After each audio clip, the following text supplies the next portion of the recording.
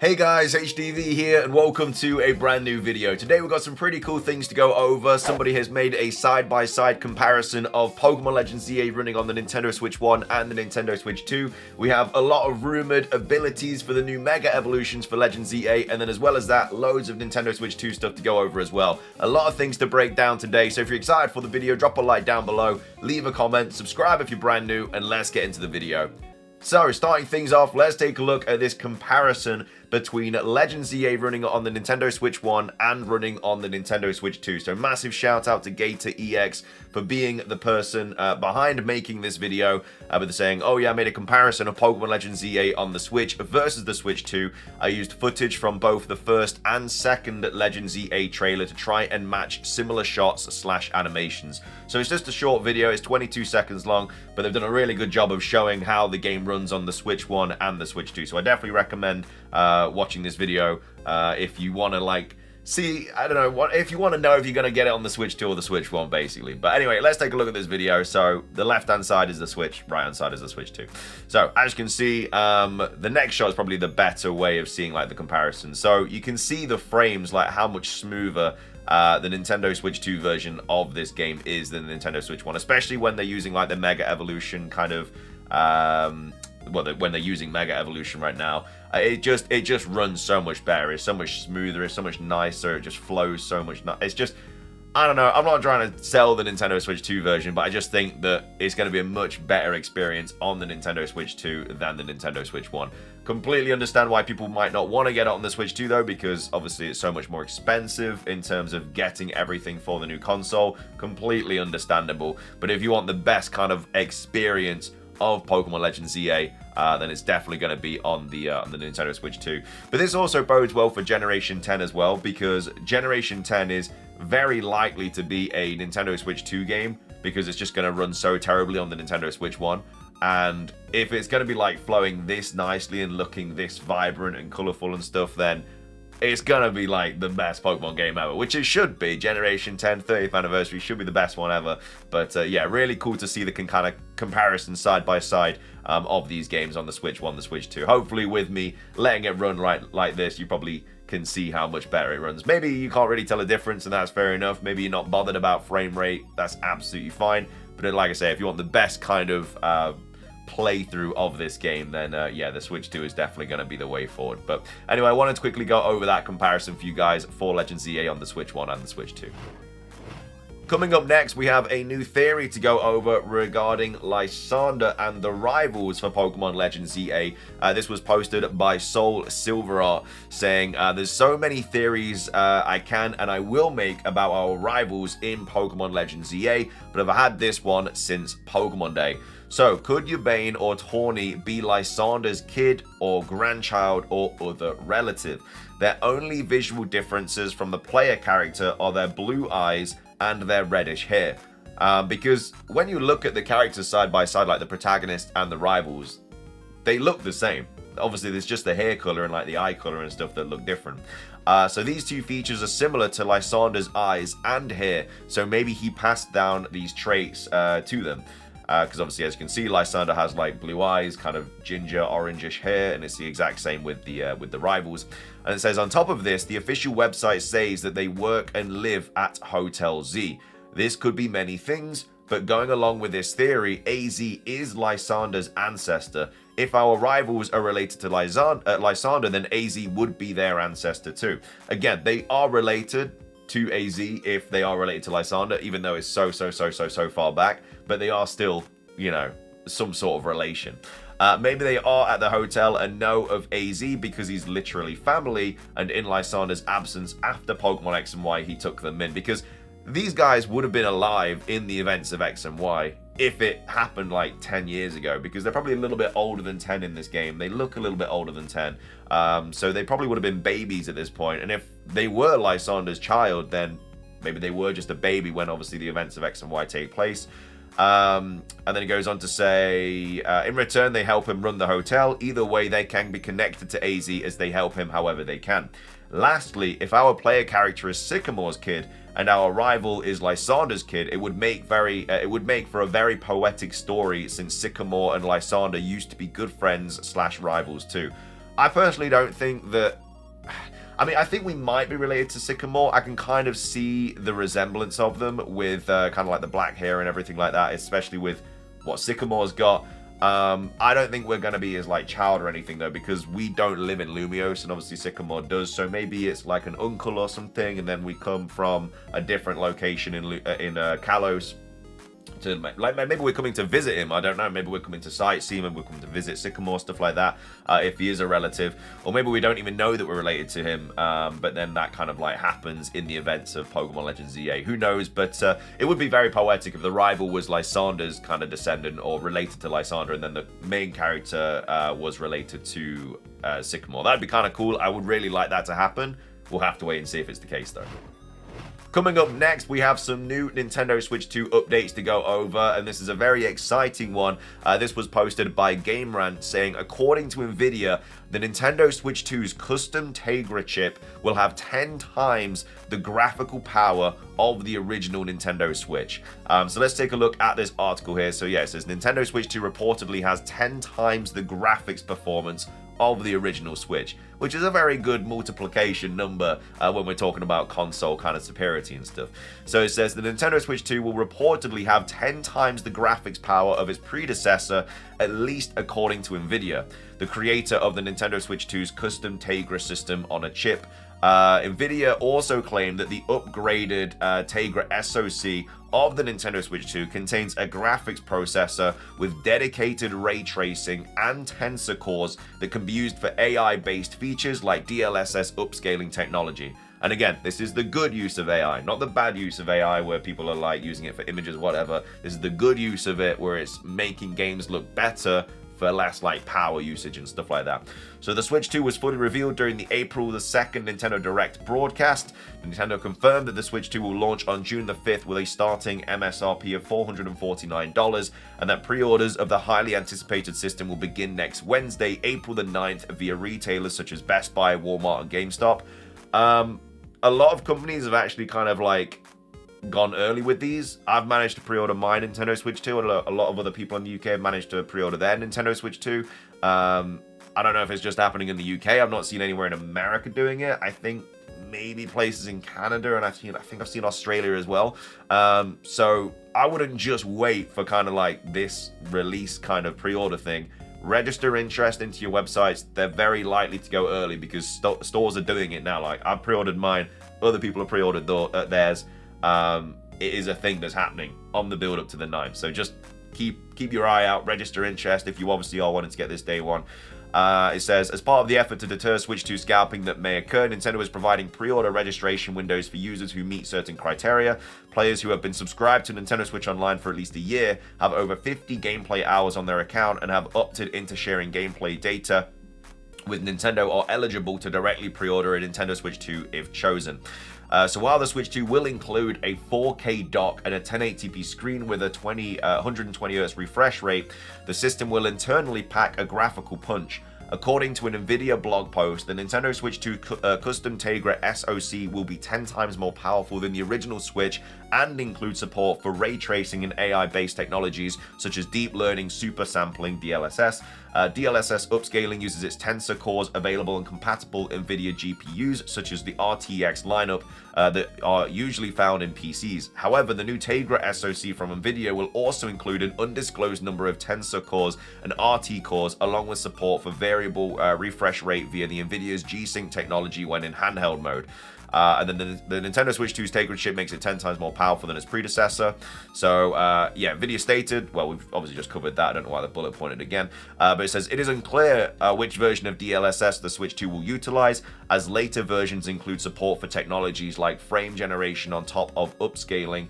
It says Nvidia also stated that the tensor cores will also be used for the Switch 2 features like game chat video calls to remove backgrounds and provide face tracking. Only time will tell what other tricks the Nintendo Switch 2 has up its sleeve. However, with graphically intense third-party games such as Final Fantasy VII Remake and Cyberpunk 2077 confirmed to receive Nintendo Switch 2 ports, DLSS upscaling will likely come into play in both handheld and docked modes. It remains to be seen how smoothly these games will run on the Switch 2 compared to other consoles. So, that is all of the kind of like Nintendo Switch 2 graphic hardware stuff. Really, really good to know that it's going to be 10 times more powerful. Very excited to see that. Cannot wait to get my hands on this console.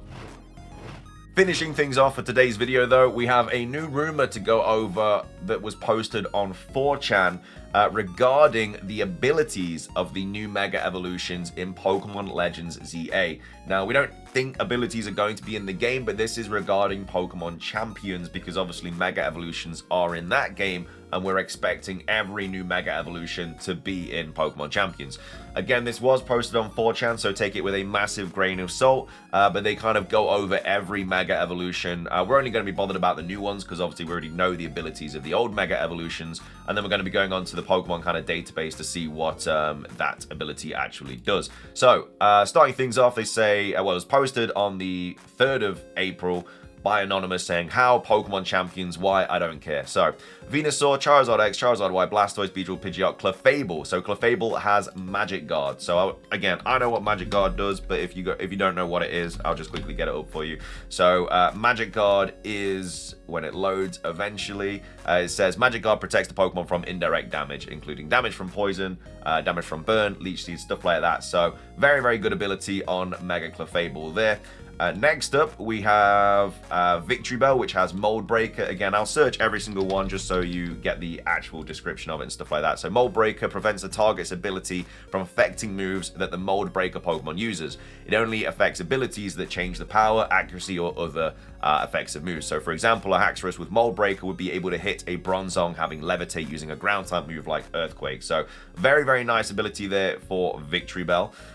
Moving on, the next one is Starmie. So Starmie has the move ability Drizzle, which basically just summons rain, but I'll just quickly get it up for you anyway. So Drizzle creates a rain shower when the ability bearer enters battle. So this effect lasts 5 turns unless it's cleared via Airlock or Cloud9 or replaced by another weather condition. Very, very broken ability because it also boosts water type moves as well. So Mega Starmie is probably going to get a big boost in special attack, and then having the additional damage from the weather was also very, very generous. So again, these are rumors though, this isn't fact. Don't take this as like gospel. So we've got Starmie, Pinsir, Gyarados. Dragonite is up next with the ability Wind Rider, which I think is a relatively new ability if I'm not mistaken. So it says Wind Rider gives immunity to wind moves and causes the Pokemon's attack to increase by 1 stage when hit by one. So probably not as good as Multiscale, which is obviously the ability that Dragonite had. But yeah, moves affected like Air Cutter, Petal Blizzard, Tailwind, stuff like that. Could be quite nice for Tailwind because obviously that is quite a useful move in competitive. So Dragonite, Feraligatr has Moxie. So Moxie obviously raises your attack, but we'll quickly get it up anyway. So Moxie increases the user's attack 1 stage upon fainting opponent. So stats can be raised to a maximum of +6 stages. So if you feint a Pokemon with Feraligatr, it will then get +1 attack. So very, very broken there for Feraligatr. Next up we have Meganium, which has Flower Veil. I can't remember what that does off the top of my head, but we'll quickly have a look. So Flower Veil prevents ally grass-type Pokemon stats from being lowered in double and triple battles. So obviously terrible in Legends ZA, but again, we don't think abilities are going to be in Legends ZA, but this is pretty good in competitive because if you're running like, I don't know, a Chlorophyll team or something, then it could be quite useful for that. So that's Meganium. Next up is, I think that's all the Gen 2 ones. Moving on to Gen 3, we have, don't know if any of these are brand new. Glalie, Salamence, Metagross, nope. So that's paid. We've gone all over the new Pokemon from that page. And then this one we have Lopunny, Garchomp, Lucario, Abomasnow, Gallade. We've got Frostlass who has Perish Body. Let's quickly see what that does. So Perish Body, when hit by a move that makes direct contact, the Pokemon and the attacker will faint after 3 turns unless they switch out of battle. So very, very similar to Perish Song, obviously. So that is Frostlass. We have Emboar, who has Flash Fire, which obviously a lot of Pokemon have got, but it's a pretty nice ability. When a Pokemon with Flash Fire is hit by a Fire-type move, it does not deal damage, but instead raises the power of the bearer's Fire-type moves by 50%. So that's a very, very nice ability for Emboar. Next up we have Excadrill, which has Speed Boost. That would be absolutely broken. Speed Boost, I mean, it does exactly what it says on the tin. It basically raises your speed by 1 stage every single turn. We then have Ordino, Scrafty. Scrafty has Regenerate, apparently, which is kind of powerful. A Pokemon with a Regenerator restores 1/3 of its maximum HP when switching out. Very, very good for Scrafty there. Scolipede has Merciless. Can't remember what that does off the top of my head. Merciless, the Pokemon's attacks become critical hits if the target is poisoned. So that's very, very good for Scolipede. Electros gets Galvanize. I don't know what that does. I've never heard of... no, not Galvantula. We want Galvanize. Okay, Galvanize. Normal type moves become electric type moves, and their power is boosted. So basically just gives you extra damage on your electric type moves for Electros. Chandelure gets Shadow Tag, which basically just doesn't allow you to escape, but we'll quickly go over it. So yeah, prevents the throw from escaping. Chandelure. Chestnut gets Stamina. So Stamina... don't know what that does off my head. Stamina raises the Beerus defense by 1 stage when it is attacked by any move. So that's really busted. We do know it's got more of a defensive design this time around, so pretty nice there. Delphox has Levitate, which again, I don't need to search that. Levitate basically just makes you immune from ground type moves, which also is very nice because not only is it a fire type, but it literally levitates with its mega evolution description. It like levitates with like the brooms and stuff, so that kind of makes sense. And then Greninja has Protein, which is the same as what it had before, so I don't need to go over that. Pyroar has Solar Power. So I think that's similar to Charizard's hidden ability move, which is, yeah, during harsh sunlight, Solar Power raises the ability bearer's special attack by 50%, but it also loses 1/8 of its maximum HP every single turn. So that's for Pyroar. Floette gets Grassy Surge. This is Eternal Floette, obviously. So Grassy Surge creates a low-lying grassy field like the move Grassy Terrain. When the Pokemon enters a battle, it restores the HP of grounded Pokemon each turn and increases the power of grass-type attacks. Malamar gets Contrary, which obviously I had before. Barbaracle gets Tough Claws. So Tough Claws basically just boost the moves of, that make contact. So most physical category moves are obviously contact moves. So that's really good for Barbaracle. Dragolgi gets Toxic Debris, which is basically a new ability that Glimmora gets. So scatters poison spikes at the feet of the opposing team when the Pokemon takes damage from physical moves. And then we have Holucha, who has Defiant, apparently. So Defiant is raises the ability's bearer's attack by 2 stages when hit by a stat-lowering move. So pretty nice for Holucha there. Zygarde has Aura Gather. I'm assuming that's new because I don't think that is... Okay, so that is not that is a new ability, so I have no idea what Aura Gather does.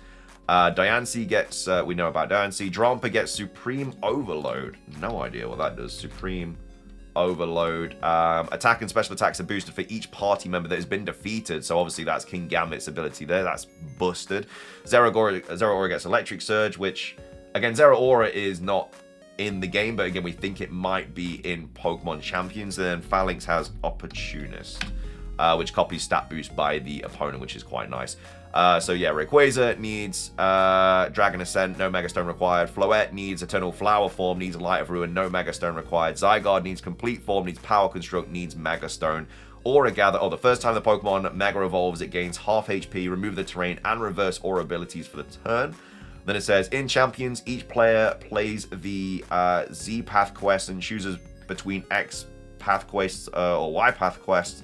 You get most Mega Stones in Z Path Quest, but a few of them are locked in X and Y Path Quest. To get the stones from the original Path Quest, you need to connect to other players, part of paths, or participate in tournaments. At the end of the XY Path quest, you get the respective Mewtwo Stone. At the end of the Z Path quest, you get Floette. You get Rayquaza after finishing the main quests. The only Mega Stones you can get in the Path quest are for Zygarde, Diancie, and Zeraora.